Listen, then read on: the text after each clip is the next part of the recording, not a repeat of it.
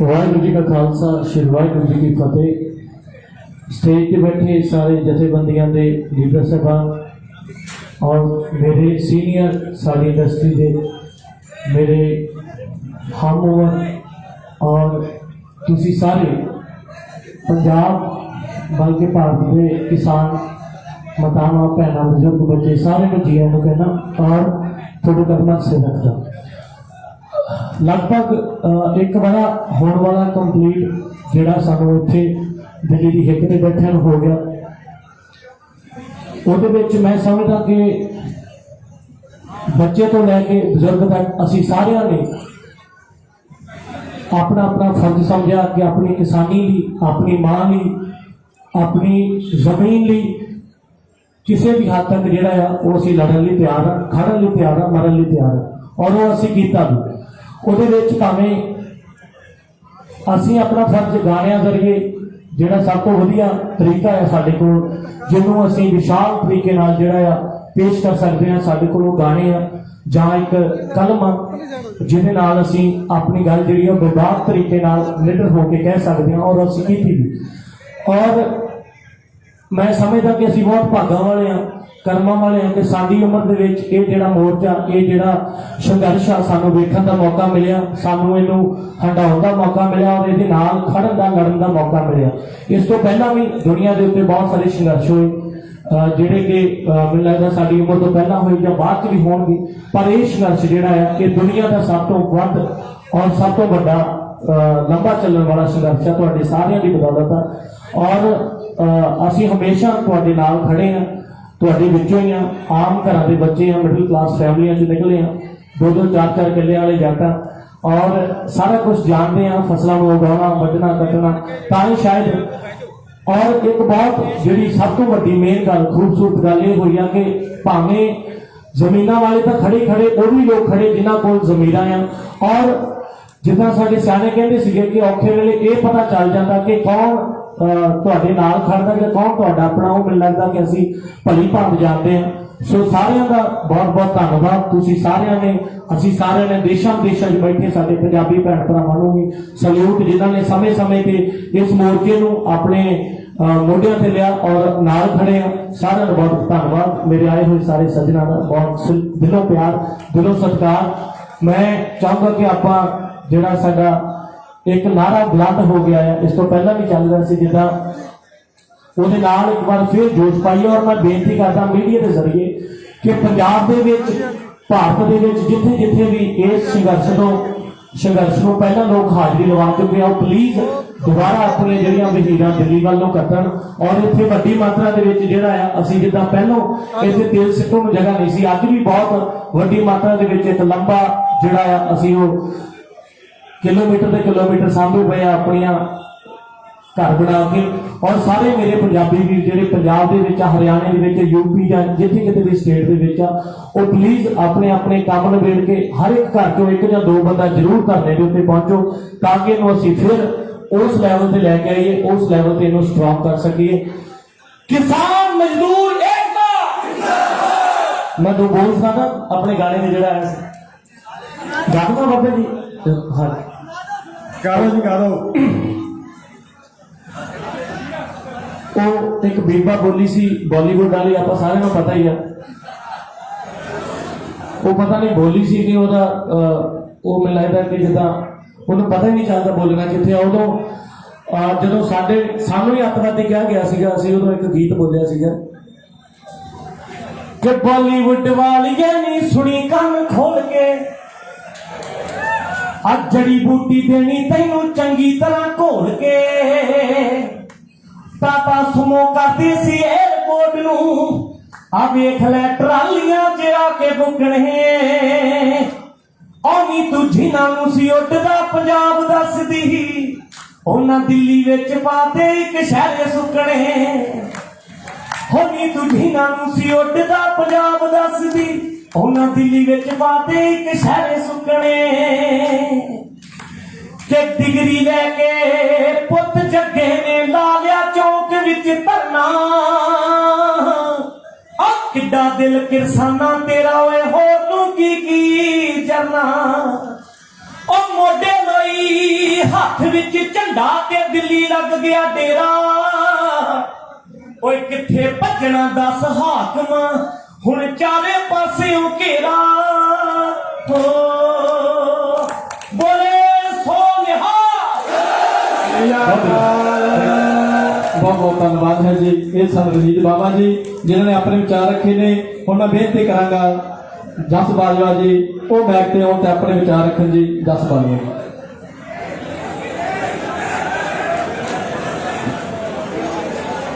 सब पहला श्री वाहिगुरू जी का खालसा श्री वाहिगुरू जी की फतेह। पिछले 7 महीनों तो लगातार अंदोलन के विच डटे हुए साडे बजुर्ग साडियां मातावां साडे भरा साडियां भैणां आप सब का धन्यवाद करते हैं ते आप सब के अगे सिजदा करते हैं कि ये अंदोलन जिदा मान साहब ने कहा कि किसी एक का नहीं हैगा, ये साडा सब का साझा अंदोलन है। ते ये अंदोलन कल्ले पंजाब का नहीं रहा, ये हुण पूरे भारत का नहीं रहा, पूरी दुनिया का अंदोलन बन गया। जिन्ने भी दुनिया के विच इंसानियत पसंद लोग ने वो साडी पिठ ते आके खड़े हैं तो वो एक साडी वड्डी जित है। चंडीगढ़ वर्गे शहर दे विच जिथे दूर दूर तक कोई खेतीबाड़ी नाल लेना देना किसी ने कुछ नहीं, वो भी शाम को चौंकों के विच झंडे चक के खड़े होंगे हैं। ये साडियां प्राप्तियां ने।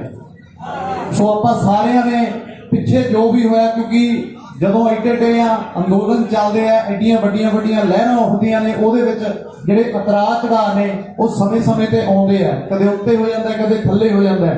पर हुण अज एक जिहड़ी असीं नवीं शुरुआत कर रहे हैं, पिछे जो होया वो बहुत चंगा सी। जिहड़े पक्ष माड़े गए आ उन्हां नूं भुल के उन्हां ते मिट्टी पा के एक नवीं शुरुआत दे नाल आपां अगे वधीए, सारे जणे रल के एक दूजे दे मोढे नाल मोढा ला के। बब्बू मान साहब ने एक गल बहुत कमाल दी अंदर बैठिया ने कही कि यह कदे ना प्रवाह मनो कि इकट्ठ वध गया घट गया, साडा मुद्दा यह नहीं हैगा।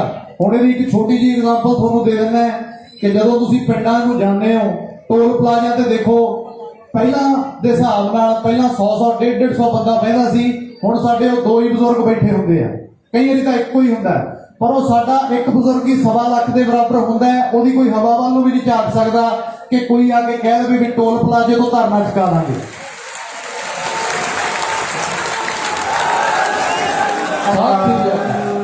सो ये जमा ही ना प्रवाह मनो कि इकट्ठ वध गया घट गया।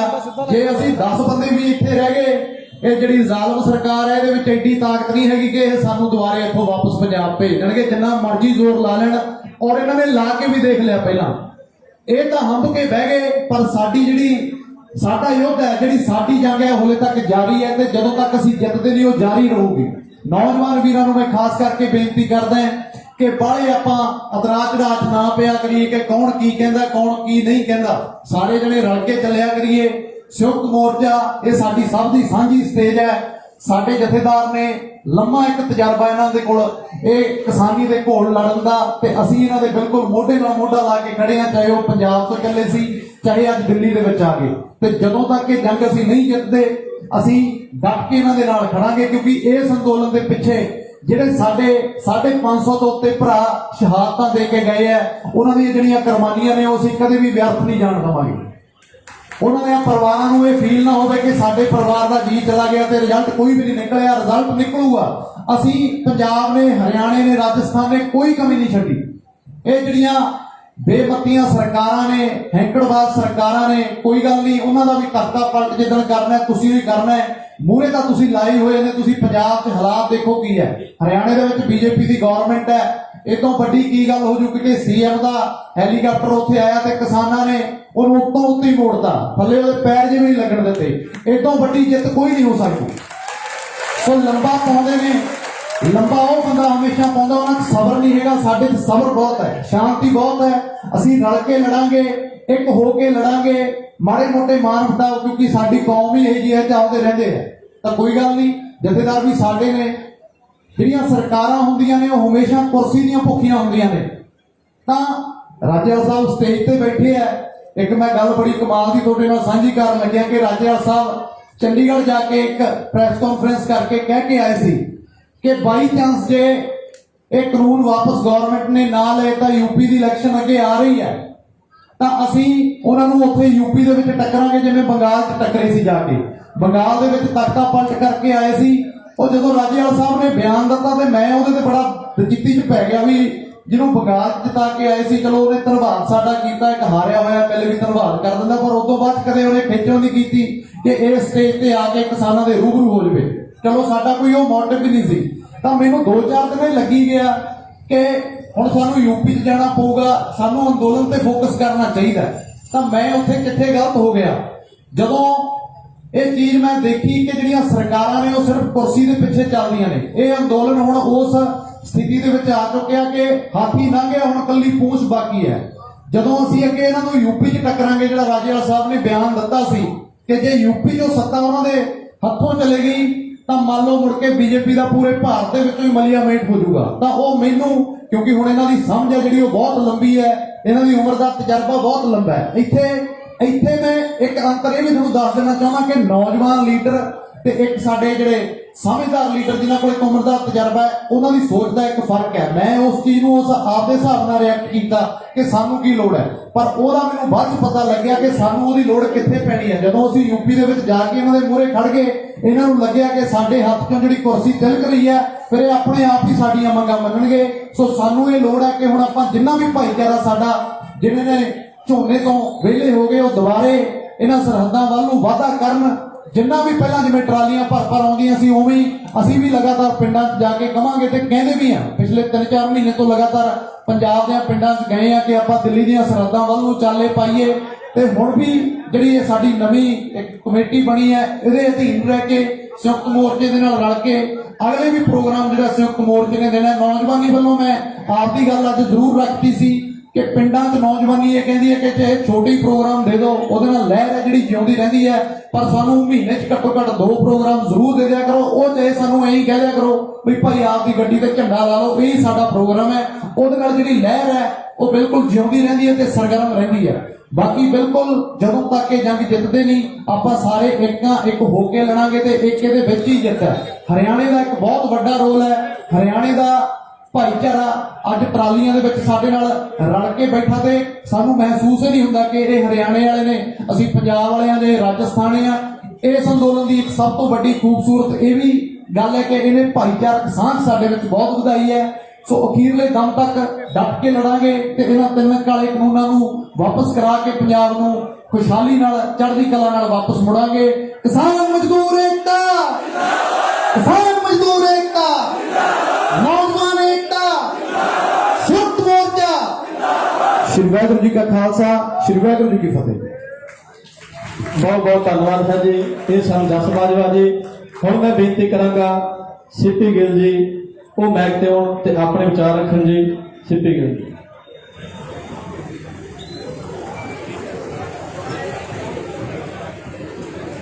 ਸਭ ਤੋਂ ਪਹਿਲਾਂ ਵਾਹਿਗੁਰੂ ਜੀ ਕਾ ਖਾਲਸਾ, ਵਾਹਿਗੁਰੂ ਜੀ ਕੀ ਫਤਿਹ। ਸਾਰੇ ਭਰਾਵਾਂ ਨੂੰ, ਭੈਣਾਂ ਨੂੰ ਸਲੂਟ ਹੈ ਤੁਹਾਨੂੰ, ਜਿਹੜਾ ਆਪਾਂ ਇੰਨੀ ਗਰਮੀ ਦੇ ਵਿੱਚ ਵੀ ਅਸੀਂ ਇਸ ਮੋਰਚੇ ਨੂੰ ਜਿਉਂਦਾ ਰੱਖਿਆ ਹੋਇਆ।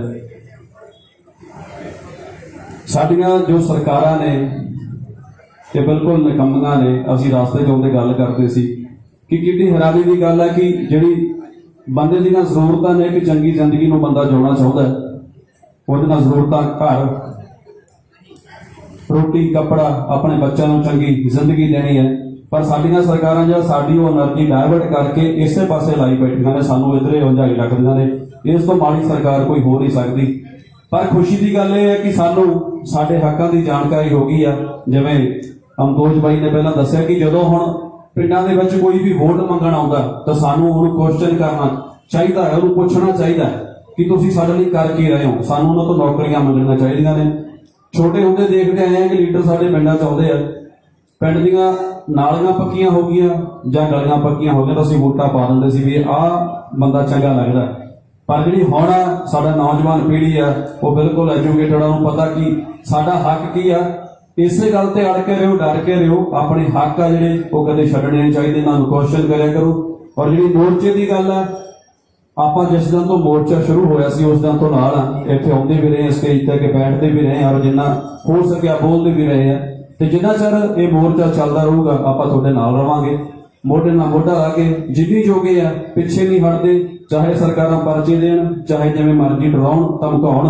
ਔਰ ਸਾਡੀ ਜਿਹੜੀ ਕਮੇਟੀ ਹੈ ਸਾਡੀ ਕਿਸਾਨ ਕਮੇਟੀ ਉਹਨਾਂ ਨੂੰ ਵੀ ਇਹੀ ਬੇਨਤੀ ਹੈ ਕਿ ਅਸੀਂ ਤੁਹਾਡੇ ਨਾਲ ਖੜੇ ਆ। ਅੱਜ ਅਸੀਂ ਸਪੈਸ਼ਲ ਜੋ ਇੱਕ ਪ੍ਰੋਗਰਾਮ ਬਣਾ ਕੇ ਸਾਰੇ ਆਰਟਿਸਟ ਆਏ ਆ। ਅਸੀਂ 4-5 ਜਣੇ ਨਹੀਂ ਆਏ, ਸਮਝ ਲਓ ਸਾਰੇ ਆਰਟਿਸਟ ਭਰਾ ਇੱਥੇ ਆਏ ਨੇ, ਜਿਹੜੇ ਉੱਥੇ ਬੈਠੇ ਨੇ ਉਹ ਵੀ ਸਾਡੇ ਭਰਾ ਨੇ। ਜਦੋਂ ਇਹ ਸਾਰੀਆਂ ਵੀਡੀਓ ਉੱਥੇ ਪਹੁੰਚਣਗੀਆਂ ਤੇ ਮੈਨੂੰ ਲੱਗਦਾ ਕਿ ਇੱਕ ਨਵਾਂ ਉਤਸ਼ਾਹ ਮਿਲੂਗਾ।